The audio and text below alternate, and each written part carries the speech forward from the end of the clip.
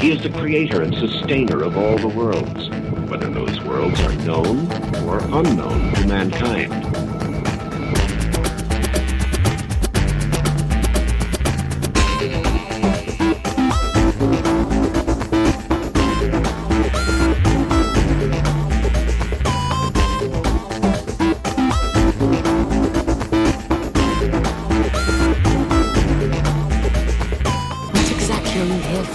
To see with eyes unclouded by hate. Does not wisdom cry and understanding put forth her voice? Hello everyone, my name's Charlie. You might know me better as sci-fi fantasy writer C.E. Dorset, and today we're continuing our study on The Prophet by Kahlil Gibran. The book is now in the public domain, so if you want to follow along with me, just do a quick search and you should be able to find a copy of it. I'm actually reading from one from Project Gutenberg. Today we will be picking up with the chapter on laws, which is fitting because yesterday we talked about crime and punishment. Beginning with the text. Then a lawyer said, "But of what are laws?" Let me say that again, sorry. Then a lawyer said, "But what of our laws, master?" And he said, "You delight in laying down laws, yet you delight more in breaking them. Like children playing by the ocean who build sand towers with consistency and then destroy them with laughter. But while you build your sand towers, the ocean brings more sand to the shore. And then you destroy them. The ocean laughs with you. Verily, the ocean laughs always with the innocent." Okay, I really like this example that he gives here, because so often when we think of law, we go back to the Ten Commandments and Moses, or to the Code of Hammurabi, or to the way that laws were handled in ancient Egypt, and talk about them being carved in stone. But the prophet, in his wisdom, tells us that laws are like a sandcastle. We build them up, and then we delight in breaking them. And we do. Laws are like the rules to a game. And anytime rules are made, the first thing you do is try to find ways to bend them, to get around them, to circumvent them, to find the advantage in them. And this is where the law and its systems need to be managed carefully. Because like children at play, we build these edifices of sand, and we think of them as strong, and whether we knock them down, or the ocean comes and devours them, they will inevitably fall down. Nothing is permanent, nothing lasts forever, not even the laws that we build. And as we talked a lot about in the previous episode, the systems that we construct via these laws is often not the most just system that we can have. In fact, in the constructing of these rules, in the building of these laws, as we make our sand castles, we often work the law to our own advantage. And by our own advantage, I mean whoever has the power, the money, the influence. They are the ones that will always twist the laws to advantage them more. This is why in 2017, over $1 trillion could be given away to the richest 1% in the country. And because they had the money to pay the politicians to get their money back. And so the millions and millions of dollars that they spent to buy the politicians was paid back with $1 trillion. $1 trillion. The return on investment there, we're talking about over, $10,000 per dollar spent? That's a pretty good return on investment. And here we are, making life easier for those who have rigged the system through their influence, because they have said where the sand should go. And they bar off those who do not have the wealth to make access, gain access. They coerce others to say that money is speech, and that corporations are people, so that they will have the power and the influence to do what they need to do. The prophet here reminds us that in all things we need to look at these laws as made of sand. They are things that can be changed. We can make a more just, more perfect world. It is within our power to do. And we should never rest on our laurels and say that we have done it. This is the problem that we had with the Civil Rights Act and the Voting Rights Act, is they were passed, and we sat down as a country and said, well, we did it. It's over. And racism persisted, and gerrymandering persisted, and attempts to keep people from voting persisted. And now the Voting Rights Act is gone. The Civil Rights Act is under threat. Oh, but we had a black president, so it's all good, it's all good. No, that ocean is coming to eat the sandcastle, and most of it is already gone. We think laws are permanent, we think that they bring change, but it's always important for us to remember that Immanuel Kant was wrong. To know the good is not to do the good. To do the good is to know the good. He was exactly opposite of right. Returning to the text. But what of those to whom life is not an ocean, and man-made laws are not sand towers, but to whom life is a rock, and the law a chisel, with which they would carve it in their own likeness? What of the cripple who hates dancers? What of the ox who loves his yoke and deems the elk and deer of the forest stray and vagrant things? What of the old serpent who cannot shed his skin and calls others naked and shameless? What of him who comes early to the wedding feast, and when overfed and tired, goes his way saying that all feasts are violations and all feasters lawbreakers? These are the very people that we talked about. The one who cannot dance, who hates dancers. And so, unlike the nature of law, which is to be a sandcastle that can be changed, it is a rock. It is a chisel.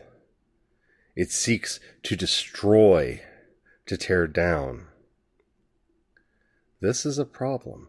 We see this so often with preachers who rail against same-sex relations, only later to be discovered participating in them covertly.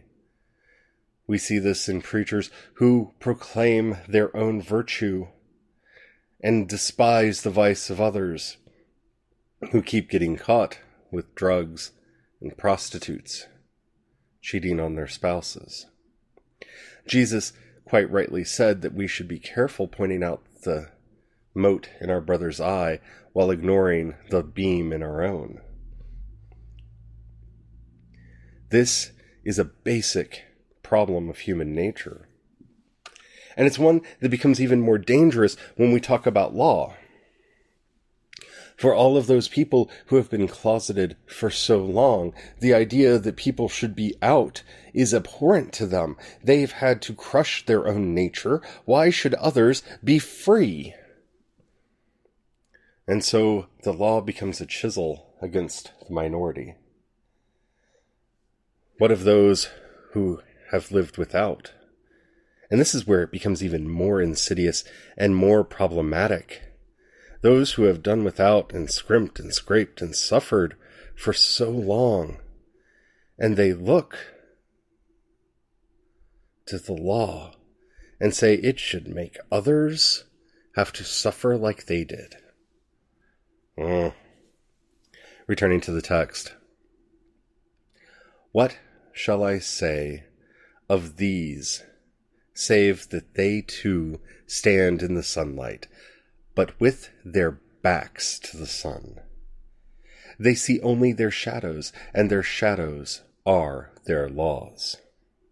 And what is the sun to them but a caster of shadows? And what is it to acknowledge the laws, but to stoop down and trace their shadow upon the earth? But you, who walk facing the sun, what images drawn on the earth can hold you? You who travel with the wind, what weather vane shall direct your course?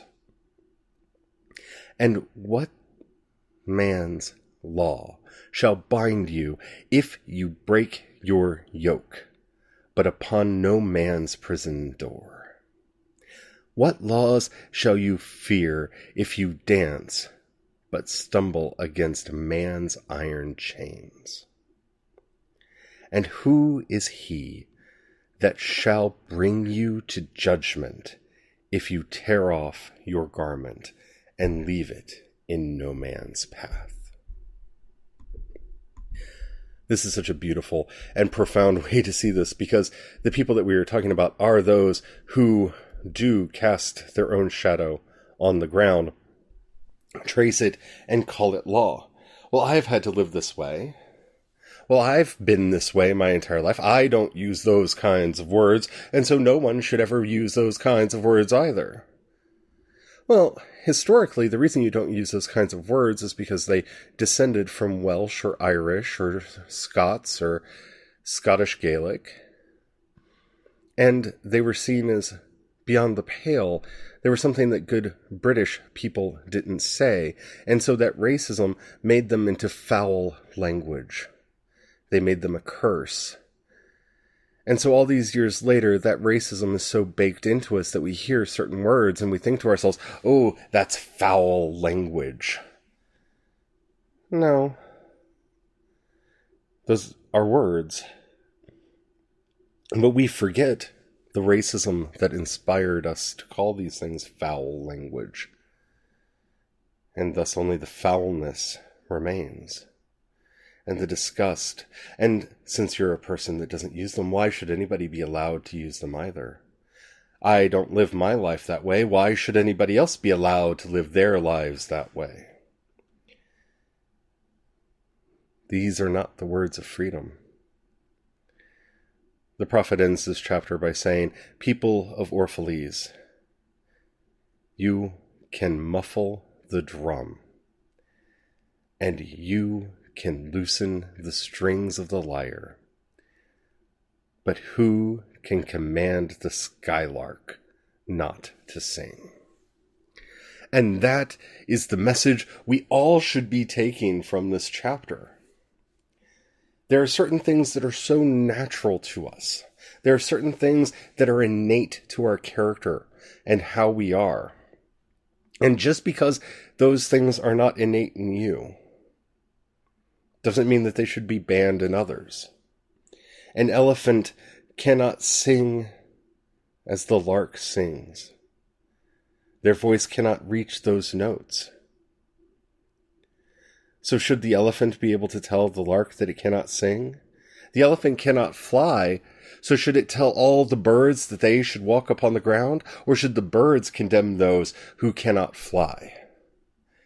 The beautiful thing about our world is that each and every one of us has its own talents, our own abilities, our own graces born within our spirits that lift us up and give us the ability to be ourselves, free and unfettered in this world. You should not hate the fish because you cannot breathe underwater, and the fish should not hate you because they cannot breathe in the air. It is important for us to see that those things that harm none are not things that should be illegal. Just because you stare at your shadow all day doesn't mean there isn't a sun.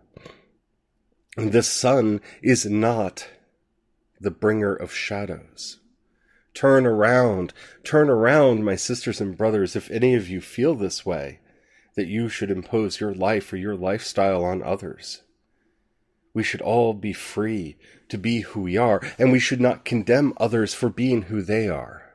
We shouldn't say, how dare you make me have to know that you are the way that you are.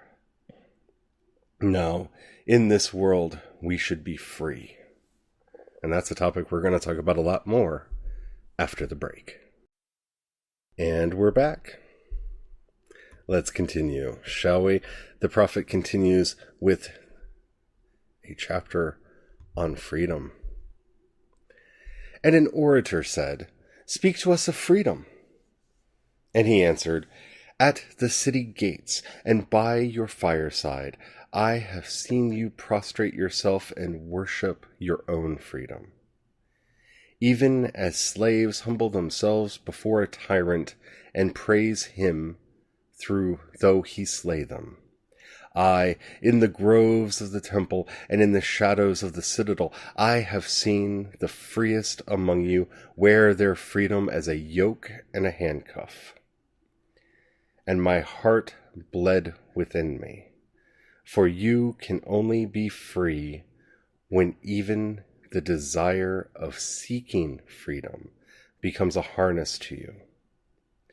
And when you cease to speak of freedom as a goal and a fulfillment." Oh, wait a minute. Freedom can be bondage? What does that mean? Think of how many people, in the name of tyranny, speak of freedom. In fact, I cannot think of a tyrant throughout the world who hasn't wrapped up what they are saying in the language of freedom and claiming that they are bringing more freedom to their people.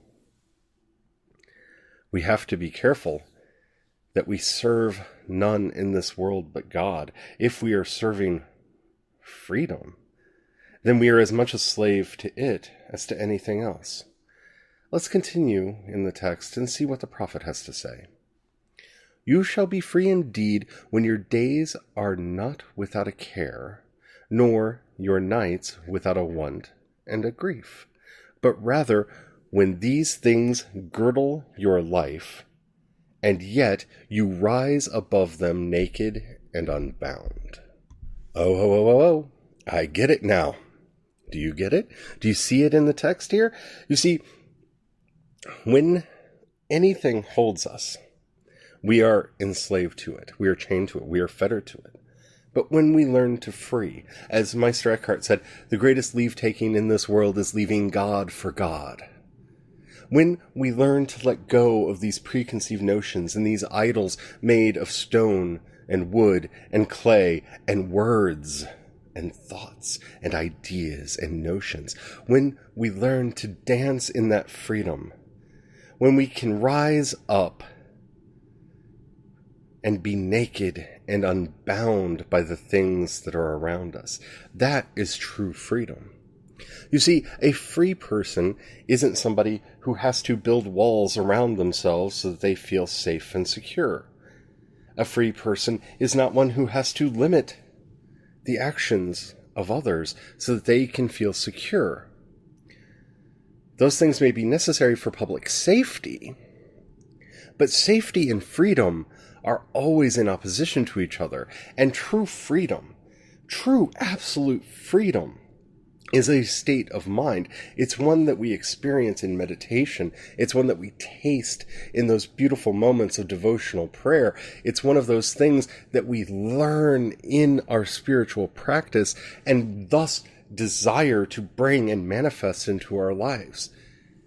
It's one of those things that people often confuse me for. They think that I am a free spirit, but I'm not a free spirit. I'm actually quite a controlled and moderated type of person. The difference is, my spirit is free. I am not fettered or chained by the many things that try to hold me down. Not because I am greater than them, but because I see them for what they are. They are rules that are appropriate when they are appropriate. But they do not hold me, they do not chain me, they do not hold any sway over my being, for my being is created free and in the image of God, just as yours is. And when you learn to dance that sweet dance in your own heart, far above the cares and concerns that try to hold you down, then, and only then, are you truly free. Because care and grief and want will always be with you. as long as you toil under the sun. But it is in discovering true peace that we rise up. Peace I give you, Jesus said, but not as the world gives. Well, why not as the world gives? Because the way the world gives us peace is to give us some time off, some ease, a moment of freedom, a vacation maybe. But that's not the peace that we get from the Lord. The peace that we get from the Lord is when we realize that we are free in this life. We can rise above it. Our joy and our sorrow are not bound to what happens in this material world. It may feel like it sometimes. We are blessed to live in our spiritual selves above the cares and concerns that try to hold us down, that want to entrap and to snare us. Continuing from the text. And how shall you rise beyond your days and nights, unless you break the chains which you, at the dawn of your understanding, have fastened around your noon hour? In truth, that which you call freedom is the strongest of these chains, though its links glitter in the sun and dazzle in your eyes. Oh, how true. Because freedom, as we discuss so often, is a questing beast. It is something we'll strive for all of our lives. No matter how much we think we have freed people who are oppressed, our vision widens, and we see more oppression than we had seen before. And this can be daunting, and this can hold us down, and this desire, this lust for freedom, can blind us to all other things. In some, it gets so loathsome that they desire to be controlling and to take away from others their basic agency as people, so that they can have their definition of freedom. Dark and strange these days are, and have been, and will always be. Continuing from the text. And what is it but fragments of yourself you would discard, that you may become free? If it is an unjust law, you would abolish. That law was written with your own hand upon your own forehead. You cannot erase it by burning your law books or by washing the foreheads of your judges, though you pour the sea upon them. And if it is a despot you would dethrone, see first that his throne erected within you is destroyed. For how can a tyrant rule the free and the proud, but for a tyranny in their own freedom and a shame in their own pride? And if it is a care you would cast off, that care has been chosen by you rather than imposed upon you. And if it is a fear that you would dispel, the seat of that fear is in your heart and not in the hand of the feared.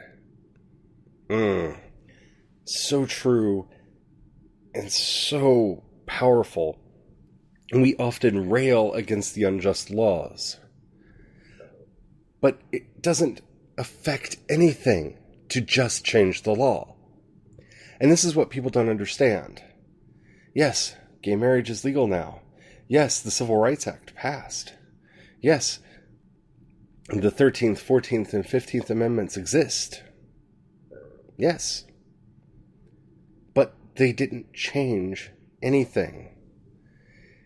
It doesn't matter who has the right to vote if that vote is not exercised, and if others are allowed to find ways to discriminate against them. You see, the culture, the society must change. The hearts must change. And if we don't change the heart, but only the law, then that foulness that we saw in the law that needed changing will ever be there, and it will push against us. We see this in modern day America, where we passed the Civil Rights Act. So it's done, right? We passed the Voting Rights Act. So it's done, right? But no, the culture we did not change. Our hearts we did not change. And so all it takes is a demagogue willing to be sufficiently racist. And there goes the world. There goes the country in that way. Because you have to change your heart. You have to change your culture. You have to change your society. You have to dethrone the tyrant within. Or it doesn't matter if you dethrone the tyrant without. And this is so powerful and pronounced. We overthrew King George III, and then so many wanted to create King George I. They wanted to name George Washington king. And luckily for us, by the grace of God, he was a wise man who chose not to accept the crown, though so many would have. And this freedom that we sought, we almost gave away. And continuously, we strive to retain any semblance of that freedom. Many a tyrant king has reigned over us.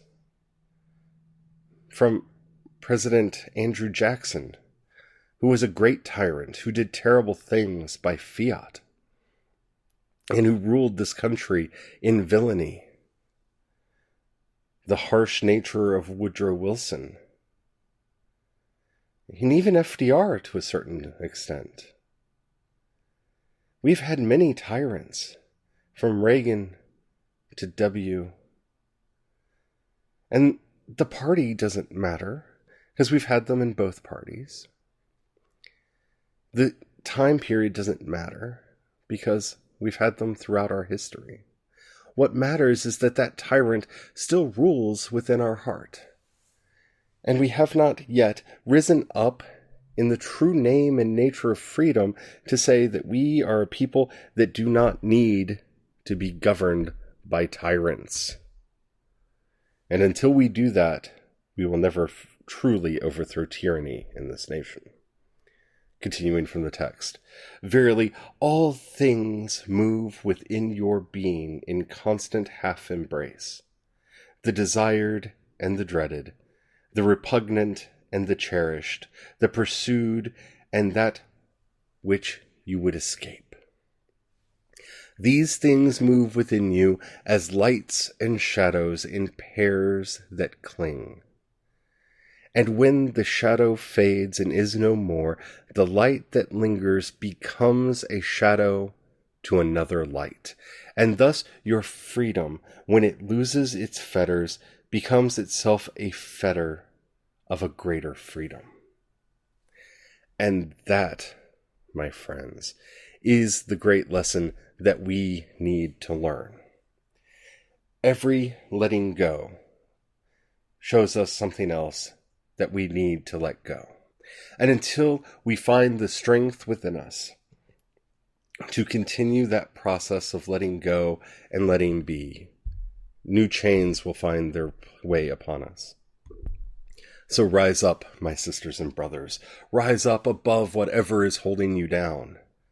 Above the cares and concerns, above the grief and the sorrow, above the urges to create. Rise above all things. Do not make a chain of the new freedom that you find. It will always try to entrap you, but continually and constantly push beyond. And in so doing, you will find freedom beyond your heart's imagining. I hope you've enjoyed this episode. If you did, and the app that you are listening to me on allows you to rate either this episode or this podcast in general, please do that. That helps me out a lot. That tells the algorithm to share the podcast with more people. If you got a buck you can throw my way, either click the link, the button that says support, or in the show notes, the link that says support on Anchor. That helps out a lot. If you don't have the money, I'm fine with that. That's okay. I completely understand. But please pray for me. Your prayers really do work wonders, and that helps out a lot. And if you can think of somebody that you think would benefit from this show, or that might even enjoy it, please share it with them. If you'd like to send me a message, download the Anchor app and click the voice message button. You can send up to a 1-minute message. I love getting those. If you want to connect with me on Twitter, it's probably the best place. I'm Wisdom Cries Out on there, but you can find links to all my social media over at wisdomscry.com. I hope you've enjoyed this series. And until next time, may God bless you and keep you ever growing in wisdom and compassion. Amen.